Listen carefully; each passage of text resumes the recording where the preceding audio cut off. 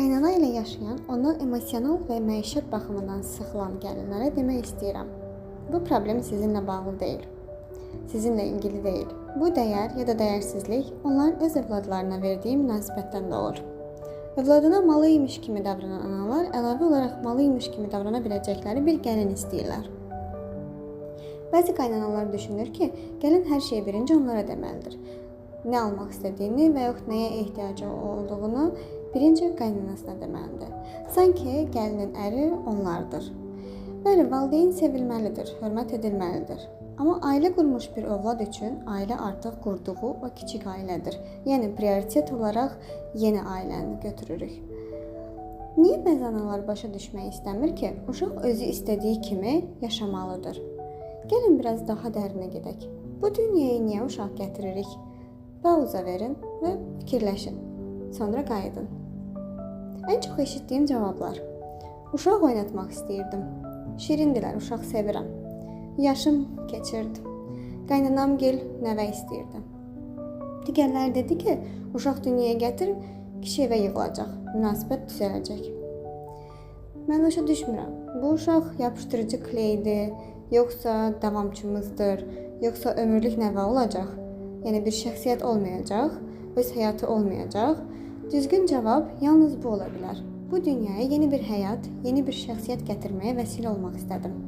Övlad əmanətdir, Allahın əmanəti. Ona gözün kimi bax, onu qoru, mələk rolunu oyna, sonra isə sağlam şəkildə müstəqilliyə, cəmiyyətə burax. Özü ayaqları üstündə dura bilsin deyə. İndi isə keçmişə qayıdaq. Sistemin nə qədər kökündən səhv qurulduğunu sadə nümunələrdən anlayaq. Hamilə qadın qarnını yığmalı idi, utanmalı idi. Tamam, demirik qarnını çöldə gəzməlidir. Amma niyə qadın özünü sıxmalıdır? Paralel olaraq isə toy gecəsində yengə ilə birlikdə 2-3 nəfər girir o otaqda nələr baş verdiyinə baxmaq üçün. Bu isə utanc verici deyilmiş. Uşaqları böyüklərin yanında körpələri oynatmaq olmazmış. Böyük kiçik varmış. Hansı mentalitet, nə pərdə, nə dəyər, nə danışırıq biz? Davam edək. Bir yerə qonaq gedildiyində uşaq mütləq qaynananın qucağında olmalıymış. Yenə uşaq, böyük kiçik var. O qadın, həmən qaynana, unudub ki, o uşaq 9 ay anasının bətnində olub. Onun ətrini tanıyır və ancaq onun səsi ilə rahatlanır. Bu dünyada olması özü belə onun üçün qorxuludur. Qalmışdı ki, yad mühitdə olmaq daha çətindir. Amma yox, xalalar, qonşular, qohumlar görməlidirlər ki, evdə qaynana gəlinə hökm edir.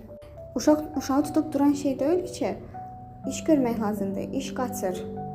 Uşaq özü üçün böyüyəcək, onun üstə uşaq bağçaya gedəcək, məktəbə gedəcək, azad həyata çıxacaq. Amma uşağın ən gözəl və emosional bağ qurmalı olduğu məqamda biz o uşaqdan niyə ayrı qalmalıyıq ki? Niyə uşaq anasından xəbərsiz böyüməlidir və yaxud ana uşağından xəbərsiz? Gəlin ev işləri ilə boğulur və uşaq isə sadəcə bir aksesuar. Bu tür problemlərlə rastlaşan gəlinlər unutmayın. Kəndi çöplüyündə mutlu ola bilməyən başqasının çöplüyünə burnunu salar.